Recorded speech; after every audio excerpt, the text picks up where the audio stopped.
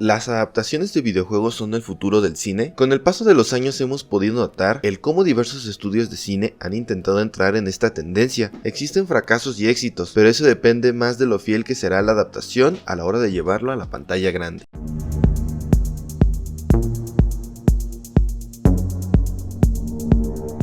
En la actualidad, quizá te has dado cuenta de cómo ya es más común ver una noticia acerca de un estudio queriendo adaptar un videojuego, donde de inmediato llega a la mente pensamientos de que puede ser o un fracaso o que solamente se burlarán del material original. Cágala, cabrón, y te mato. Las adaptaciones de videojuegos empezaron en 1993 con la película de Mario, siendo considerada como la primera adaptación de un videojuego a la pantalla grande.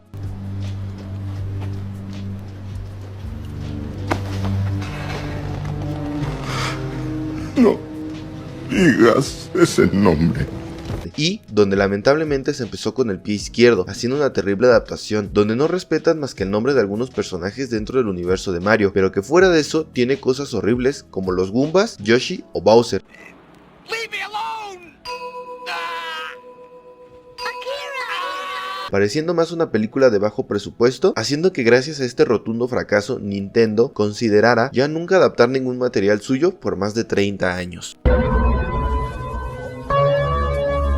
Llega Street Fighter y Double Dragon, que cada una tiene su base de fans que defienden las películas más que Mario en su momento, que si bien esas películas se toman la libertad de crear historias, todavía respetan algunos nombres y apariencias para los personajes. Estas películas están rodeadas de leyendas urbanas y tienen un poco de peso porque ocupaban actores que en ese momento eran famosos dentro del cine, como Jean-Claude Van Damme. Tuvimos las películas de Mortal Kombat, donde aquí se cuidaba aún más el aspecto de los personajes dentro de la película y la historia podía ser o no fiel a los videojuegos, pero esta terminó siendo el primer éxito para las adaptaciones de videojuegos y convirtiéndose así en un clásico de culto. En efecto, es cine. Un encendedor, por favor, para completar el meme. Pero en ese momento películas como Dead or Alive o Taken, que aún siendo muy fiel a sus personajes, la crítica no les tuvo piedad y no lograron recuperar más de la mitad de lo que costaron. Hablando de fondos. No tenemos fondos. Luego tuvimos la película de Tomb Raider, donde aquí se contrató a una actriz muy conocida como lo es Angelina Jolie, haciendo que en ese momento esta película fuera un éxito para Paramount, haciendo que se confirmara una secuela donde a esta le fue mejor que a la primera, pero para poder mantener una clasificación para todo el público, tuvieron que eliminar varias escenas donde se mostraba el cuerpo de Angelina Jolie para distraer enemigos o eliminarlos. Incluso, la misma actriz salió a decir que no estaba satisfecha con la película porque no era lo suficientemente sexy para ella. ¡Demente! ¡La quemaste toda! ¡Ya no los quiero!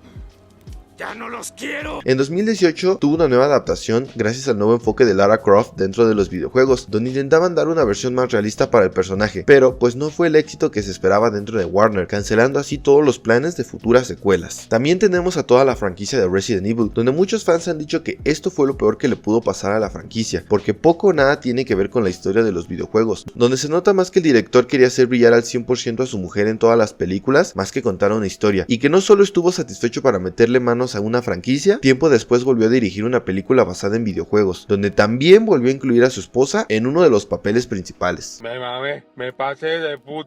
Me mamé. Luego tenemos películas de House of Dead o Far Cry, donde estas dos fueron dirigidas por el mismo director, Uwe Boll, haciendo películas de mala calidad, donde lo más gracioso fue que después el director salió a retar a los críticos a peleas de boxeo para defender sus películas y agregándole aún más que sí hubo gente que aceptó el reto. ¡Ya cállense!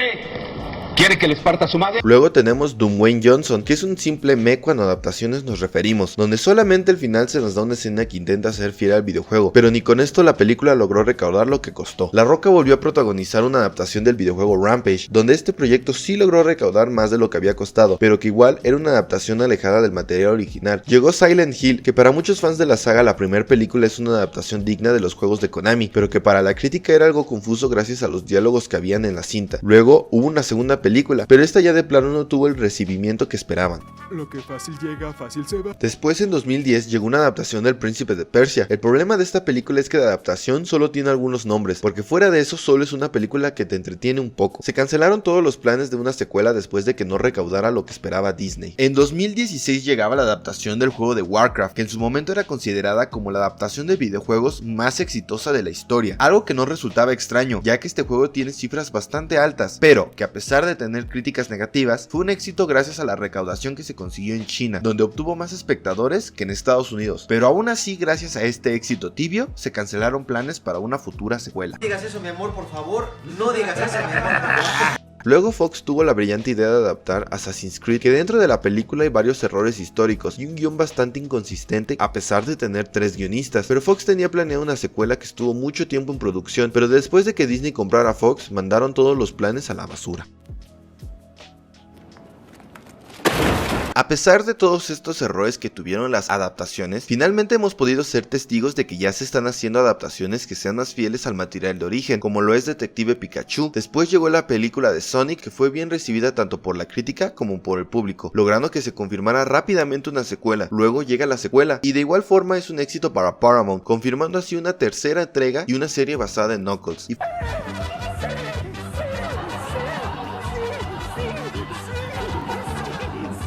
Fue aquí cuando Hollywood empezó a notar que había mucho contenido que se podía sobreexplotar. También tenemos casos donde en vez de querer hacer adaptaciones para pantalla grande, optaron por el formato de serie, ya sea live action como The Witcher, The Last of Us o Halo, o versiones animadas como Cuphead, Castlevania o Arcane, demostrando que también había potencial dentro de las series. Llegó el estreno de la película de Mario, que si bien antes de que se estrenara la película al público en general, la prensa la describía como una película aburrida. Llegó su estreno y demuestra que los fans iban a ver una carta de amor a Mario. Sí, no hay que hacernos de la vista gorda y no darnos cuenta de que no tiene una buena historia y también es muy predecible, pero más allá de tratar de ser una película al nivel del Padrino, intentaba demostrar el amor que tenían al personaje y a todo su universo, y se convirtió en un rotundo éxito, confirmando una secuela, y también confirmó que Nintendo estaba buscando el adaptar más de sus productos al cine.